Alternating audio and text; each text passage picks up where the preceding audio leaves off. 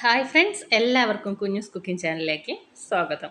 അപ്പോൾ നമ്മളിന്നിവിടെ ഉണക്കസ്രാവ് വറക്കുകയാണ് കേട്ടോ ചെയ്യണത്. അപ്പോൾ അത് എങ്ങനെയാണെന്ന് നമുക്ക് എല്ലാവർക്കും അറിയാവുന്ന കാര്യം തന്നെയാണ്. പക്ഷെ ഞാനിതൊന്നൊന്ന് ജസ്റ്റ് ഇന്ന് വറക്കുമ്പോൾ ഒന്ന് കാണിക്കുന്നു എന്നുള്ളൂ കേട്ടോ. അപ്പോൾ ഇത്രയും വലിപ്പത്തിലുള്ള ഒരു ചെറിയൊരു സ്രാവാണ് ഞാൻ മേടിച്ചിരിക്കുന്നത്. അപ്പോൾ അങ്ങനത്തെ ഇതേപോലത്തെ ഒരു സ്രാവ് ഞാനൊരു 4 കഷ്ണാക്കിയിട്ട് ഞാൻ വെള്ളത്തിൽ വെറുതെ ഇട്ട് വയ്ക്കുന്നുണ്ട്. അപ്പോൾ അത് ഉപ്പ് പോവാൻ വേണ്ടിയിട്ട് ഞാനൊരു 1/2-3/4 മണിക്കൂറോളം വെള്ളത്തിലിട്ട് വെച്ചതാണ്.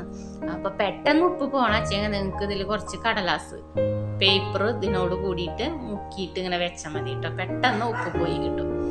അപ്പം ഞാൻ ഇതുപോലെ കഷ്ണങ്ങളാക്കിയിട്ട് ഇതിലേക്ക് ഒരു 1/2 ടീസ്പൂണ് മഞ്ഞൾപ്പൊടി, പിന്നെ 1 ടീസ്പൂണ് മുളക് പൊടി, പിന്നെ ഉപ്പ് ഇതിൽ ഉണക്കമീനായ കാരണം ഉപ്പിടേണ്ട ആവശ്യം ഉണ്ടായിരുന്നില്ല. പക്ഷെ ഞാനിപ്പോൾ അത് മുളക് പൊടിയും മഞ്ഞപ്പൊടിയും കൂടിയിട്ട് നോക്കി പുരട്ടി ഇങ്ങനെ കൂട്ടി തിരുമ്പി നോക്കിയപ്പോൾ ഉപ്പിൻ്റെ കുറവായി. എന്താ വെച്ചാൽ അത്രയും നേരം വെള്ളത്തിലിട്ട കാരണം ആവണം ഉപ്പ് തീരെ ഉണ്ടായിരുന്നില്ല.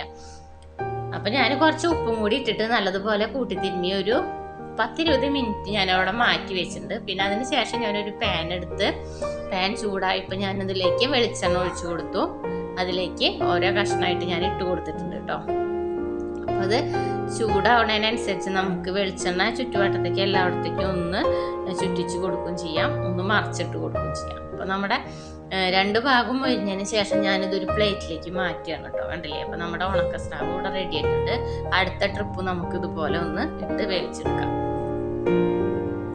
അതിൻ്റെ ആ വേപ്പിൻ്റെ അല്ലെങ്കിൽ മസാലയും മുളക് പൊടിയൊക്കെ ഞാൻ ഇതിലേക്ക് ഒന്ന് ഇട്ട് കൊടുക്കുന്നുണ്ട്.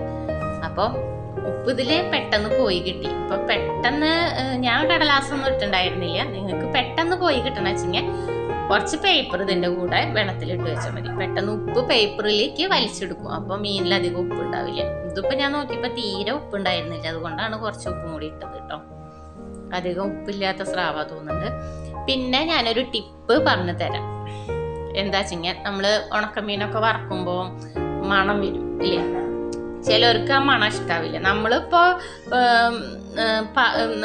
നമ്മുടെ വീട്ടിലായ കാരണം നമുക്ക് ചുറ്റുവട്ടത്തേക്ക് മണം ചെന്നാലൊന്നും ഒരു പ്രശ്നമില്ല. പക്ഷെ ഫ്ലാറ്റുകളിലൊക്കെ ആവുമ്പോൾ ഇതുപോലെ മണം വരുമ്പോൾ തൊട്ട് റൂമുകളൊക്കെ ആവില്ലേ? അപ്പോൾ അവർക്ക് ചിലപ്പോൾ ഇഷ്ടാവില്ല എന്ന് വരും. അപ്പോൾ അതിനായിട്ടുള്ളൊരു ടിപ്സാണ് ഞാൻ പറഞ്ഞു തരുന്നത്. നമ്മൾ ഉണക്കമീൻ വറക്കുമ്പോൾ, ഉണക്കസ്രാവായാലും ഉണക്കമാന്തളൊക്കെ ആയാലും നമ്മൾ ഉണക്കമീൻ വറക്കുമ്പോൾ തൊട്ടപ്പുറത്ത് തന്നെ ഒരു ചെറിയൊരു ക്യാൻഡിൽ കത്തിച്ച് വെച്ചിട്ടുണ്ടെങ്കിൽ ഉണക്കമീൻ വറക്കുമ്പോൾ അങ്ങനെ മണം വരില്ല കേട്ടോ. അപ്പോൾ അങ്ങനെ ചെയ്താൽ മതി. നിങ്ങളൊന്ന് ട്രൈ ചെയ്ത് നോക്കൂ. നമ്മുടെ വീട്ടിലാവുമ്പോൾ നമ്മുടെ ചുറ്റുവട്ടത്തേക്കൊക്കെ മീൻ വറക്കണതിൻ്റെ മണം ചെന്നാലൊന്നും ഒരു പ്രശ്നമില്ല. പക്ഷെ ഫ്ലാറ്റുകളിലാവുമ്പോൾ ചിലപ്പോൾ മീൻ കൂട്ടാത്തവരുണ്ടാവും, ഉണക്കമീൻ കൂട്ടാത്തവരുണ്ടാവും. ഉണക്കമീൻ വറുത്തുണ്ട് വെച്ചിങ്ങനെ ചിലപ്പോൾ കഴിക്കുന്നവരായാലും മീനിൻ്റെ വറക്കണ മണം ചെന്ന് ചിലവർക്ക് ഇഷ്ടമാവില്ല. അപ്പോൾ ഇങ്ങനെ ഒന്ന് ചെയ്ത് നോക്കൂ. മീൻ വറക്കണതിൻ്റെ തൊട്ടപ്പുറത്ത് തന്നെ ആ സ്റ്റൗവിൻ്റെ തൊട്ടടുത്ത് തന്നെയായിട്ട് ഒരു ക്യാൻഡിൽ കത്തിച്ചിട്ട് ഒന്ന് നോക്കി നോക്കൂ കേട്ടോ. അപ്പം നമ്മുടെ ഉണക്കമീൻ സ്രാവ് ഇവിടെ വറുത്തത് റെഡി ആയിട്ടുണ്ട്. അപ്പം നല്ല ടേസ്റ്റുള്ള മീൻ തന്നെയായിരുന്നു. എല്ലാവരും ഒന്ന് നോക്കി നോക്കണം. വെറുതെ പാകത്തിനുള്ള മഞ്ഞൾപ്പൊടിയും മുളക് പൊടിയും തിരുമ്പിയിട്ട് നമുക്ക് പെട്ടെന്ന് തയ്യാറാക്കാവുന്ന ഒന്നാണ് കേട്ടോ. അപ്പോൾ എല്ലാവരും ഒന്ന് ട്രൈ ചെയ്യണേ. Okay, thank you.